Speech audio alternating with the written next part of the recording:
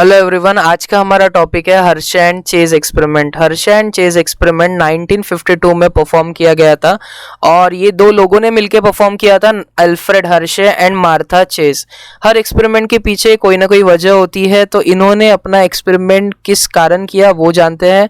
इनके एक्सपेरिमेंट का पर्पस क्या था?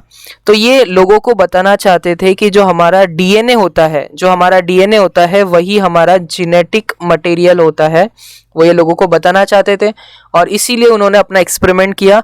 इससे पहले भी एवरे मैकली और मैककार्टी ने बताने की कोशिश की थी कि हाँ, डीएनए ही हमारा जेनेटिक मटेरियल है उनके एक्सपेरिमेंट के थ्रू, बट साइंटिस्ट लोगों ने उनका एक्सपेरिमेंट को कन्विंसफुल नहीं समझा और उनके एक्सपेरिमेंट को उन्होंने उतना अटेंशन नहीं दिया। बट हाँ, हर्शे एंड चेज ये एक ऐसा एक्सपेरिमेंट था जिसमें साइंटिस्ट कम्युनिटी कन्विंस हो गई कि हाँ, डीएनए ही जेनेटिक मटेरियल होता है। उन्होंने ऐसा क्या कि अपने एक्सपेरिमेंट में जानते हैं। तो सबसे पहले कोई ना कोई एक्सपेरिमेंट करना है तो उसके लिए हमें कुछ चीज़ें चाहिए होती है, कुछ ज़रूरत वाला सामान चाहिए होता है। सिलेक्टेड मटेरियल क्या था? सबसे पहला उन्होंने अपने एक्सपेरिमेंट के लिए वायरस सिलेक्ट किया। जी हाँ, वायरस, एक ऐसा वायरस जिसका नाम होता है बैक्टीरियोफेज। बैक्टीरियोफेज ये उस वायरस का नाम है जो दो शब्दों से मिलकर बना है। बैक्टीरियो का मतलब होता है बैक्टीरिया और फेज का मतलब होता है किल करना। तो इसका मतलब है कि एक ऐसा वायरस जो कि बैक्टीरिया को मारता है या बैक्टीरिया पे अटैक करता है, एक ऐसा वायरस। ये बैक्टीरियोफेज कुछ इस प्रकार से दिखता है।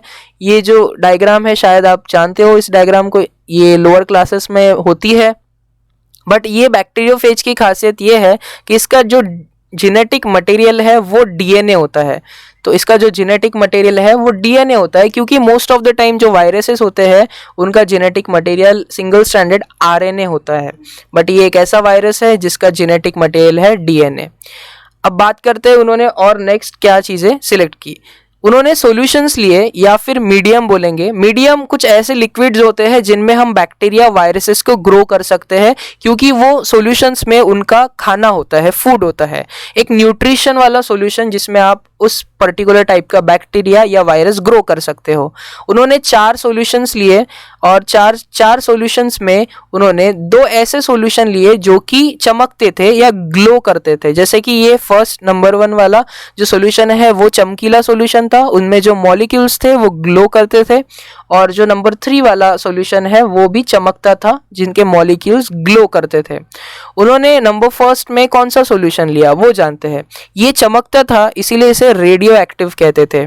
So this is a radio active solution, but इसमें जो मॉलिक्यूल्स थे वो थे फॉस्फोरस के, इसलिए उसे कहा radio active phosphorus.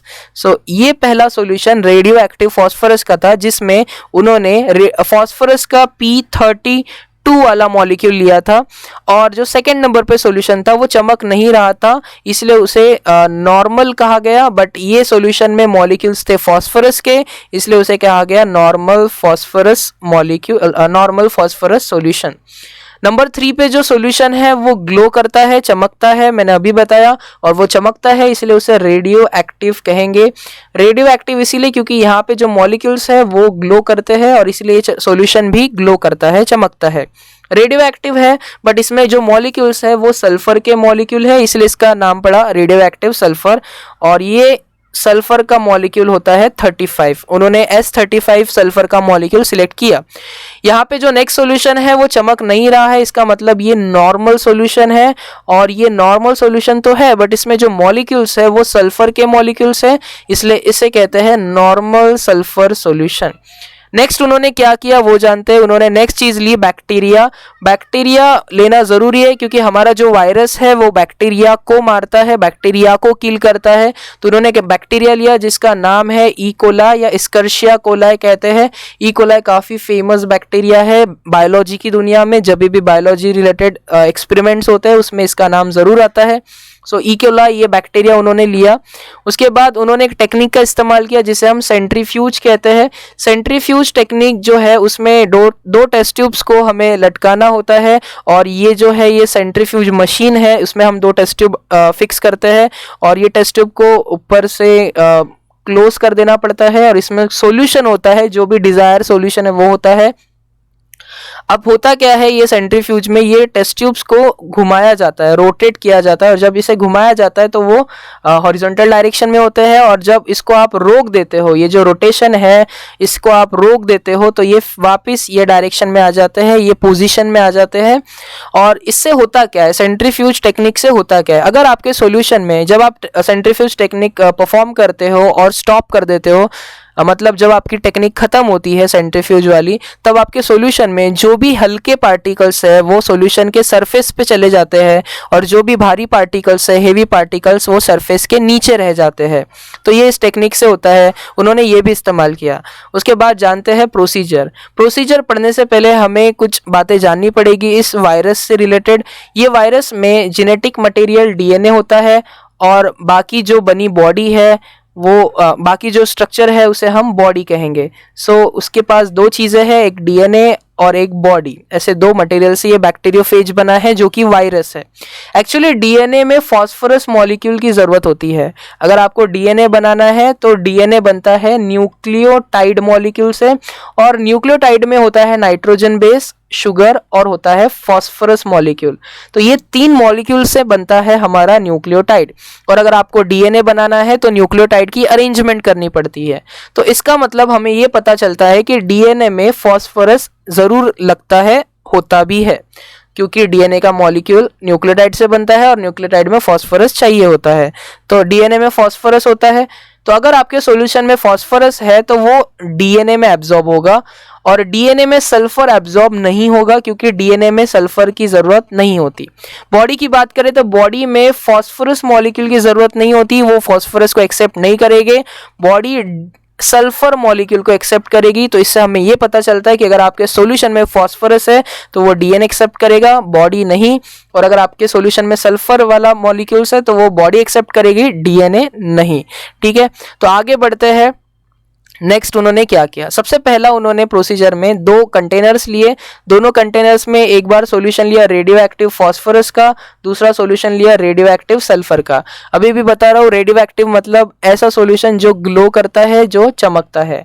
Radio active sulphur और रेडियो एक्टिव फॉस्फोरस, ये सॉल्यूशन में उन्होंने एक मतलब वायरसेस ग्रो किए। कुछ वायरसेस उन्होंने रेडियो एक्टिव सल्फर में ग्रो किए, और जैसे कि मैंने बताया जो हमारा वायरस है बैक्टीरियोफेज, वो दो चीज़ों से मिलके बना है, बॉडी और डीएनए।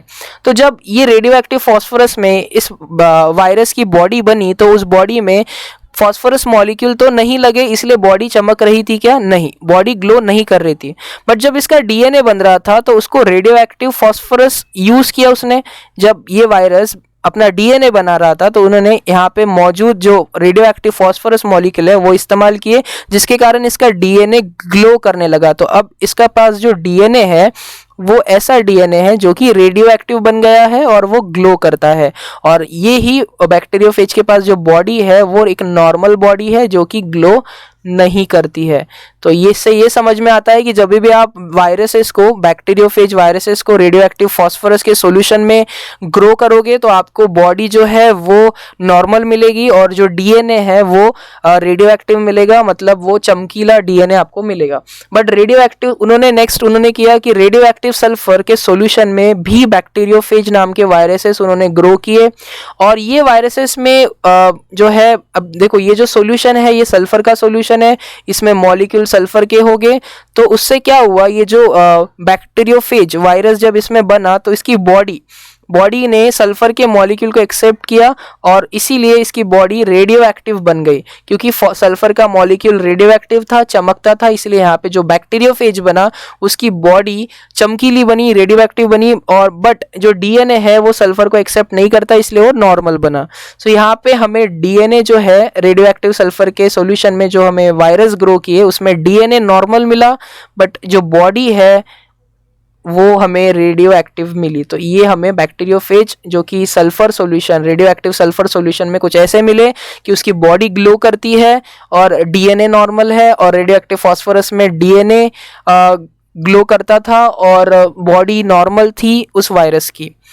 अब बात करते हैं नेक्स्ट प्रोसीजर की। नेक्स्ट प्रोसीजर में उन्होंने क्या किया जानते हैं। उन्होंने दो टेस्ट ट्यूब्स ली और टेस्ट ट्यूब में सॉल्यूशंस भरे। एक था सॉल्यूशन नॉर्मल फास्फोरस का और दूसरा सॉल्यूशन था नॉर्मल सल्फर का।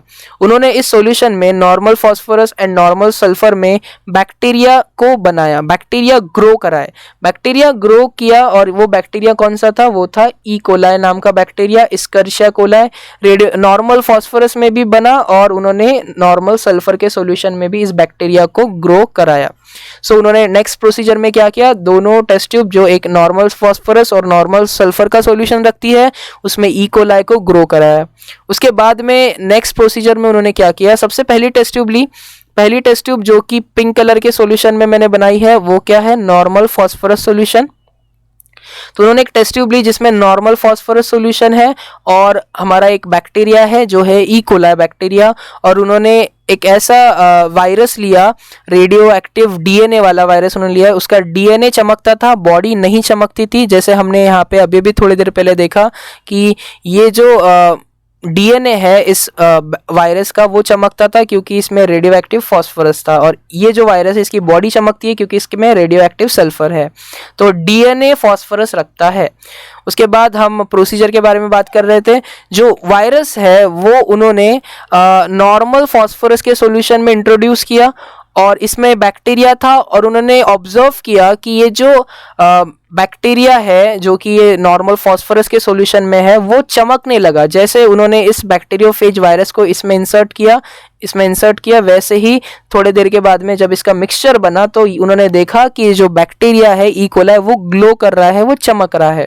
बट इसके अंदर ऐसा क्या हुआ कि ये जो बैक्टीरिया है वो चमकने लगा, वो देखते हैं। उन्होंने सबसे पहले ये वायरस जो है बैक्टीरियोफेज उसको उन्होंने सॉल्यूशन में इंसर्ट किया। ये नॉर्मल फास्फोरस का सॉल्यूशन है और ये ई कोलाई नाम का बैक्टीरिया है।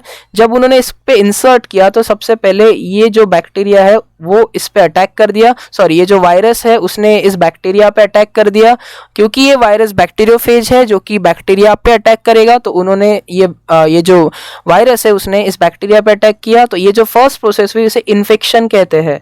The first process is infection.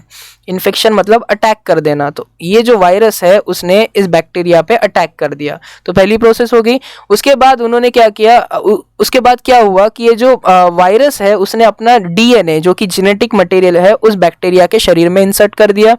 Bacteria के अंदर उसका डीएनए चले गया और उसके बाद उन दोनों ने इस टेस्ट ट्यूब को सेंट्रीफ्यूज मशीन में इंसर्ट किया जिसमें ये टेस्ट ट्यूब को बहुत बार रोटेट किया गया और स्टॉप किया। और स्टॉप करने के बाद ये जो बैक्टीरिया था, ये जो वायरस था, ये वायरस ऊपर चले गया। और क्योंकि ये हल्का वायरस था, क्योंकि उसने अपना जो भारी वाला डीएनए है जेनेटिक मटेरियल वो इसमें इंसर्ट कर दिया था, तो बैक्टीरिया भारी बन गया था और ये जो वायरस है वो हल्का बन गया था। इसीलिए जब सेंट्रीफ्यूज जब खत्म हुआ तो ये जो हल्का वाला वायरस का बॉडी है वो ऊपर चली गई और ये जो बैक्टीरिया है वो नीचे रह गया क्योंकि बैक्टीरिया भी हेवी था। बट यहाँ पे ये जो वायरस का डीएनए था, जैसे कि हम देख रहे हैं जो डीएनए था वो रेडियो एक्टिव था और ये वायरस ने अपना डीएनए बैक्टीरिया के अंदर इंसर्ट कर दिया था। इसी के कारण ये जो बैक्टीरिया है, ये रेडियो एक्टिव डीएनए रखने वाला बैक्टीरिया वो चमक रहा था। तो ये उसके पीछे रीजन था कि ये जो वायरस उन्होंने सिलेक्ट किया था उसका डीएनए जो है इस बैक्टीरिया के अंदर चले गया था। तो उन्होंने क्या नोटिस किया, जब उन्होंने रेडियो एक्टिव डीएनए वाला वायरस सॉल्यूशन में डाला तो जहाँ पे ई कोलाई बैक्टीरिया है, तो उन्होंने देखा कि जो बैक्टीरिया है वो ग्लो कर रहा है। और वो ग्लो क्यों कर रहा है वो मैंने अभी बताया आप लोगों को। उसके बाद जो लास्ट प्रोसीजर उन्होंने की वो ये थी कि उन्होंने नेक्स्ट टाइम एक ऐसा बैक्टीरियोफेज वायरस लिया जिसमें उसकी बॉडी ग्लो कर रही थी, उसका डीएनए ग्लो नहीं कर रहा था, और उन्होंने सल्फर का सॉल्यूशन लिया। सल्फर सॉल्यूशन में जो बैक्टीरिया ई कोलाई ग्रो किया था वो लिया। उसके बाद उन्होंने ये जो वायरस है उसको इसमें इंसर्ट कर दिया और देखा कि ये जो बैक्टीरिया है, पहले इसमें बैक्टीरिया ग्लो कर रहा था फर्स्ट प्रोसीजर में जब उन्होंने वो डीएनए रेडियो एक्टिव फास्फोरस वाला वायरस डाला था तब ई कोलाई ग्लो कर रहा था। बट अब जब उन्होंने ऐसा रेडियो एक्टिव सल्फर वाला जो उन्होंने वायरस डाला है इसमें, तो उससे ये जो ई कोलाई है वो ग्लो नहीं कर रहा था। उन्होंने देखा कि जब उन्होंने ऐसा वायरस इंसर्ट किया है जो कि डीएनए रखता है, नॉर्मल डीएनए, और उसकी बॉडी चमक रही है, ऐसा वायरस जब उन्होंने इसमें इंसर्ट किया तो देखा ई कोलाई ग्लो नहीं कर रहा था, वो चमक नहीं रहा था। क्यों नहीं चमक रहा था वो देखते हैं। तो हुआ क्या कि जब उन्होंने ये वायरस को इसमें इंसर्ट किया तो यहाँ पे सबसे पहले हुआ इन्फेक्शन। जब इन्फेक्शन हुआ तो ये जो वायरस था उसने बैक्टीरिया पे अटैक कर दिया, और जब बैक्टीरिया पे अटैक किया तो उसके बाद इंसर्ट किया, इस वायरस ने अपना जो डीएनए है उसको इस बैक्टीरिया में इंसर्ट किया। और फिर जब ये हर्शे एंड चेज ने उसको सेंट्रीफ्यूज में मिक्स किया, मतलब सेंट्रीफ्यूज मशीन में उसमें ये टेस्ट ट्यूब को इंसर्ट किया, और सेंट्रीफ्यूज हो जाने के बाद, सेंट्रीफ्यूजेशन हो जाने के बाद में जब उन्होंने देखा कि ये जो रेडियो एक्टिव बॉडी थी वो सरफेस पे थी क्योंकि वो हल्की हो चुकी थी, और ये जो डीएनए वाला बैक्टीरिया है वो बॉटम पे था क्योंकि वो भारी था। इसीलिए उन्होंने देखा कि ये जो बैक्टीरिया, ये जो वायरस हमने लिया था उसकी जो बॉडी है वो चमकती थी, इसलिए ये जो सरफेस है वो चमक रहा था, और ये जो बॉटम पे बैक्टीरिया था वो चमक नहीं रहा था। इससे पता चलता है कि जो डीएनए है वही जाता है एक लिविंग क्रिएचर से दूसरे लिविंग क्रिएचर में, जो है डीएनए ही वो मटेरियल है जो ट्रांसफ़र होता है। क्योंकि यहाँ पे हमने देखा कि जो चमकीला डीएनए था वो जब हमने इस सॉल्यूशन में इंसर्ट किया तो उस डीएनए के कारण ही ये बैक्टीरिया भी चमकने लगा। तो इसका मतलब है इस वायरस से डीएनए ही ट्रांसफ़र हुआ है, ना कि उसकी बॉडी ट्रांसफ़र हुई है।